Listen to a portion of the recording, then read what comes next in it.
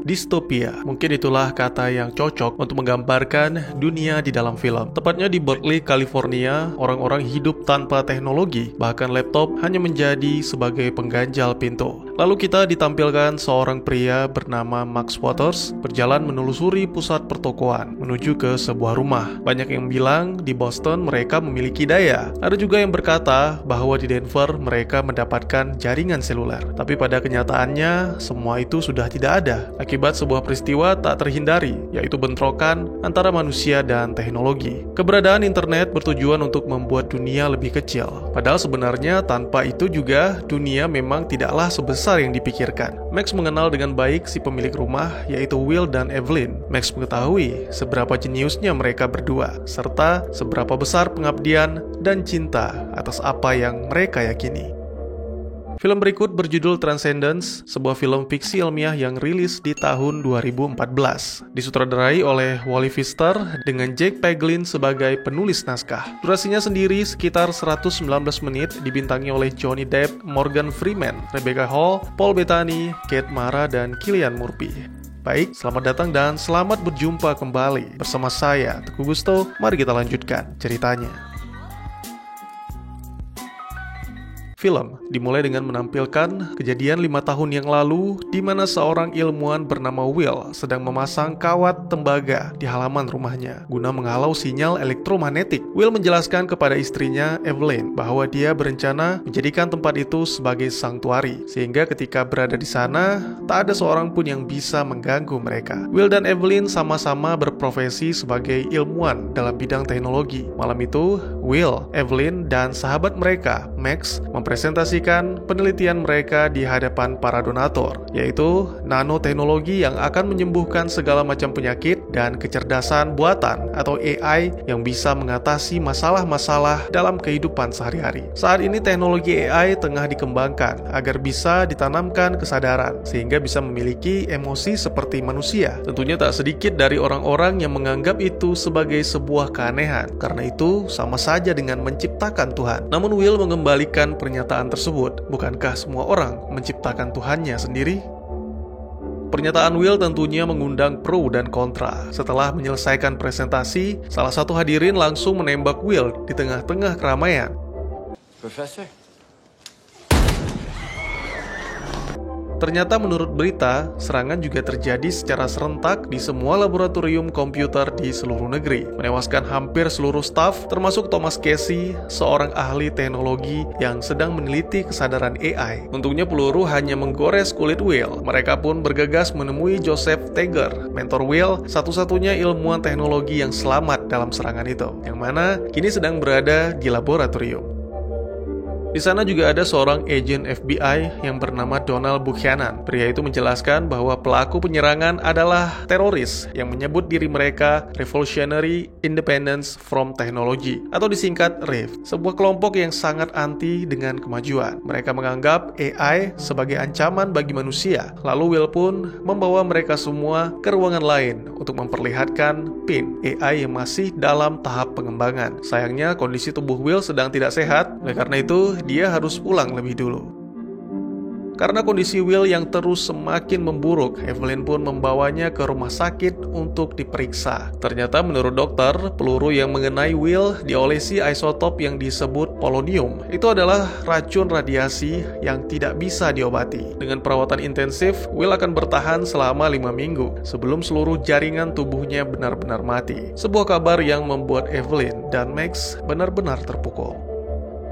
Riff menganggap teknologi sebagai ancaman bagi manusia, tapi mereka sendiri tidak segan-segan untuk menghilangkan nyawa orang. Ada yang tidak beres dengan otak mereka. Begitulah manusia, selalu takut akan sesuatu yang tidak mereka mengerti. Max menyarankan kepada Will untuk tidak lagi memikirkan hal tersebut, karena saat ini yang terpenting adalah melewatkan saat-saat terakhir Will bersama orang-orang yang dicintai. Saran dari Max sama sekali tidak salah. Tanpa ragu, Will meminta Evelyn untuk mengembalikan berkas-berkas Thomas Casey ke laboratorium. Lalu Evelyn pun secara diam-diam mencoba mempelajarinya, yang mana terdapat jurnal penelitian tentang menanamkan kesadaran seekor monyet ke dalam AI. Evelyn pun berencana untuk menerapkan metode tersebut kepada suaminya.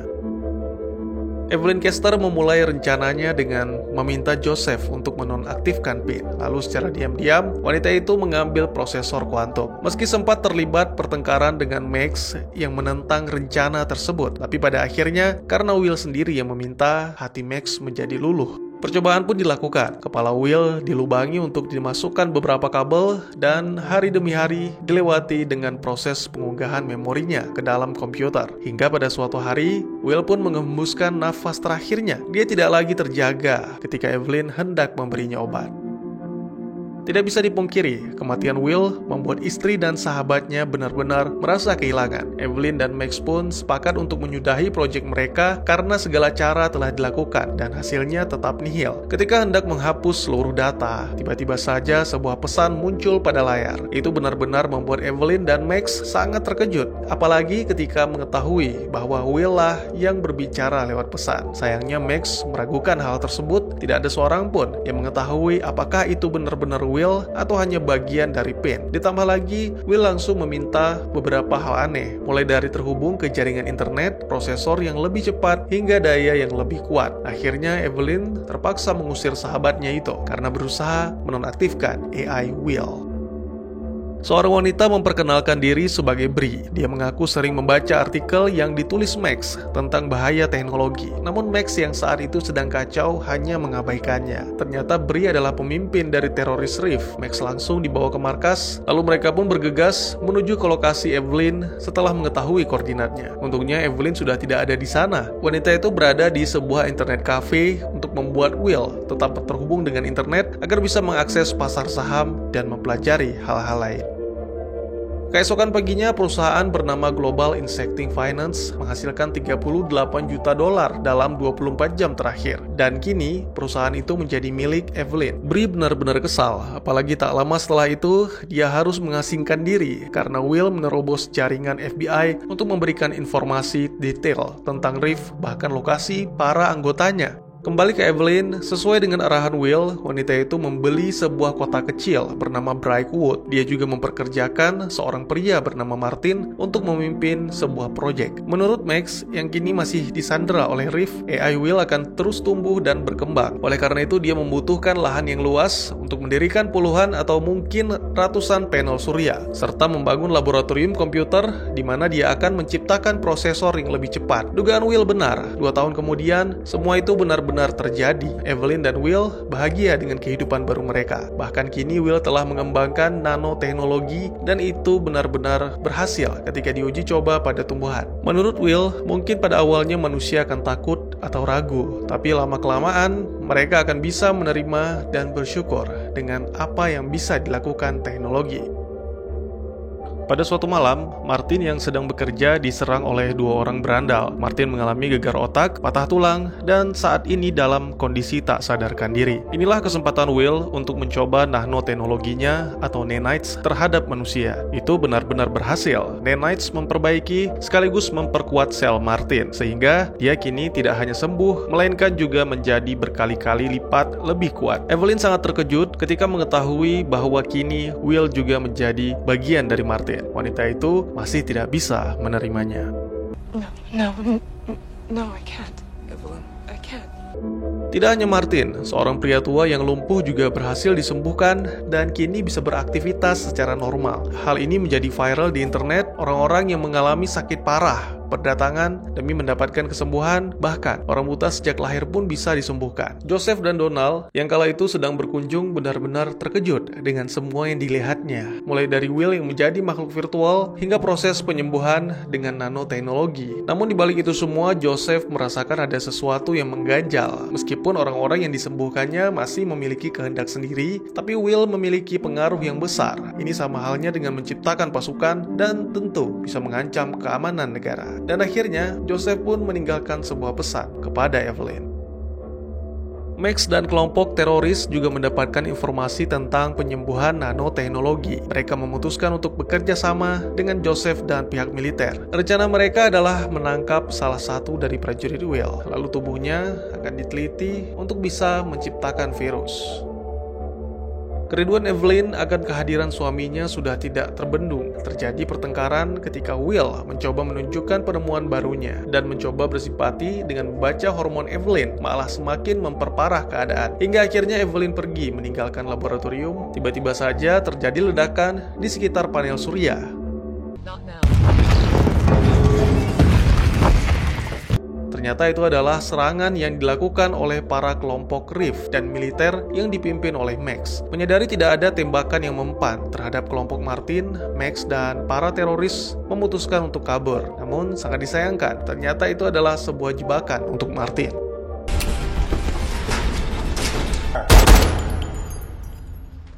Ternyata penemuan yang ingin diperlihatkan oleh Will adalah proses penciptaan tubuh barunya dengan nanoteknologi. Evelyn menganggap Will sudah benar-benar keterlaluan. Bahkan Will juga meminta agar memori Evelyn diunggah ke dalam sistem. Evelyn pun melanjutkan niatnya yang tertunda untuk pergi dari Will. Hal itu diketahui oleh para Reef. Mereka langsung menangkap Evelyn dan membawanya ke camp. Tentunya melihat Max dan Joseph bersama dengan Reef membuat Evelyn marah dan kecewa. Apalagi mereka telah membunuh Martin. Namun di sini Max menjelaskan semuanya, bahkan tentang nanoteknologi. Will berencana menyebarkan benda itu melalui udara dan air di seluruh dunia untuk mengakhiri kehidupan alami yang primitif lalu mengganti kehidupan baru yang lebih maju.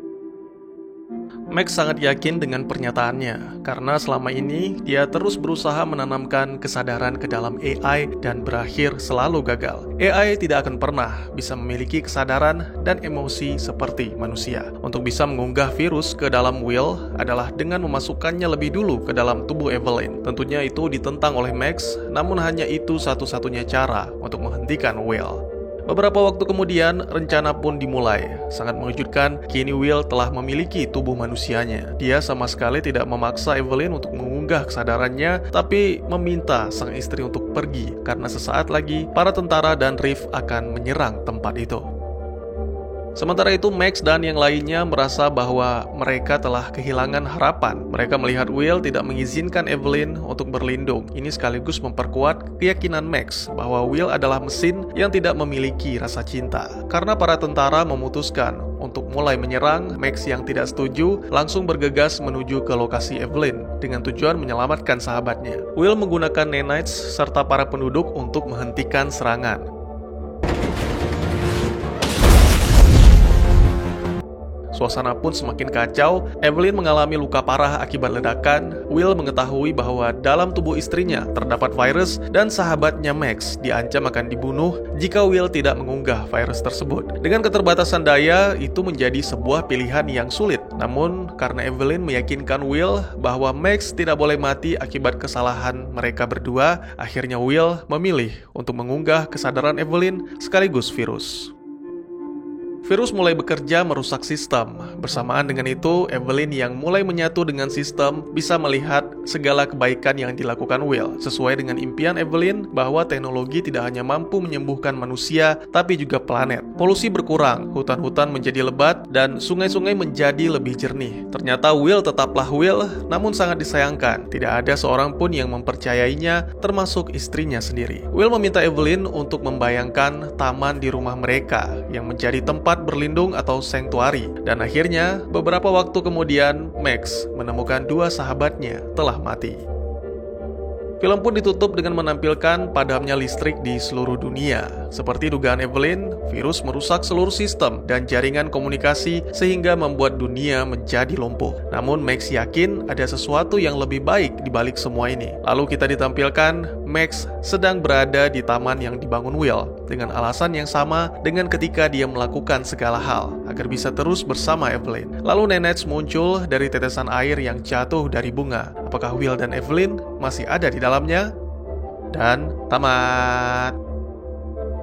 Ya, kalau kalian mengharapkan si Will bakalan meluncurkan bom nuklir ke Rusia dan Cina untuk memulai perang dunia, kalian salah alamat. Itu hanya terjadi di film-film sejenis Terminator. Dan mungkin itulah yang menyebabkan beberapa orang menganggap film ini membosankan. Ya, Transcendence menyuguhkan kita sesuatu yang berbeda, yaitu tentang paranoid manusia terhadap teknologi. Manusia selalu takut dengan sesuatu yang tidak mereka mengerti, dan Max menunjukkannya dengan sangat amat nyata. Ada dua teori tentang ending film yang akan saya jelaskan. Saya pikir Will dan Evelyn tidak mati. Mereka ada di mana-mana, di belahan bumi manapun, tanpa ada yang bisa mengganggu. Mereka memutuskan untuk berpisah dengan tubuh manusianya, lalu hidup dengan bentuk lain yang lebih baik. Di akhir film, Will berjanji akan selalu bersama Evelyn. Oleh karena itu, dia mengunggahnya, dan itu membuat Evelyn bisa melihat dari atas awan dan pegunungan. Tidak seperti sebelumnya, kini bersama Evelyn, kehidupan abadi Will di dalam komputer telah sempurna, dan kemungkinan mereka akan melakukan sesuatu dengan cara yang lebih bijak untuk membangun kembali bumi. Di sini maksudnya cara yang lebih bijak adalah dengan tidak menunjukkan wujud mereka, mengendalikan pikiran orang, atau memperbaiki ekosistem dengan cara terang-terangan seperti yang dilakukan Will sebelumnya. So tahu ente bang, oh tenang, saya nggak asbun kok. Jika Anda menonton filmnya, ketika Will membawa Evelyn untuk dirawat, pasca terkena ledakan, Will terus berpikir atau membisikkan kalimat manusia takut akan hal-hal yang tidak mereka mengerti. Saya yakin Will akan mempertimbangkan keberadaannya yang tidak boleh diperlihatkan di hadapan manusia. Nah terus virusnya gimana bang? Nah, lagi-lagi kalau Anda menonton filmnya, dalam sebuah dialog, Will mengatakan bahwa Max adalah orang terpintar ketiga yang dikenal Will. Yang mana saya pikir nomor 1 adalah Will sendiri, nomor 2 adalah Evelyn. Ini secara tidak langsung menegaskan bahwa Will jauh lebih pintar dari Max. Tentunya dia telah memecahkan kode untuk mengatasi virus dalam hitungan milidetik ketika pertama menyentuh luka Evelyn. Kita ingat lagi, ketika di awal-awal bangkit dari kematian, Will menuliskan kodenya sendiri, sehingga wujudnya tidak hanya sebagai bentuk teks, tapi juga menampilkan wajah pada monitor dan mengeluarkan suara, semua dalam hitungan detik. Pada akhirnya Will meminta Evelyn memikirkan halaman atau taman di rumah mereka yang disebut sanctuary. Sebagian dari mereka akan hidup di sana dan itu menjadi tempat yang penuh kenangan akan masa lalu mereka sebagai manusia.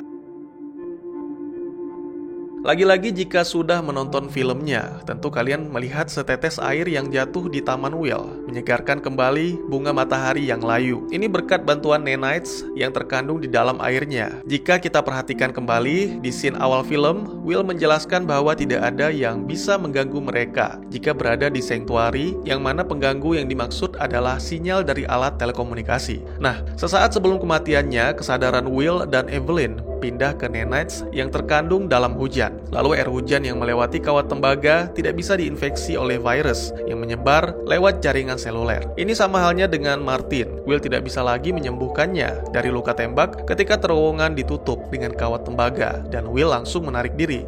Terus apa Will dan Evelyn akan bangkit lagi bang? Ya, kemungkinan besar mereka akan bangkit lagi. Mereka mendapatkan sumber daya dari matahari dan terus berevolusi untuk menemukan cara agar kebal terhadap virus Max. Atau mungkin Max yang mulai percaya membantu mengembangkan nanites itu untuk mengembalikan dunia ke sedia kala, bahkan mungkin menjadi lebih baik.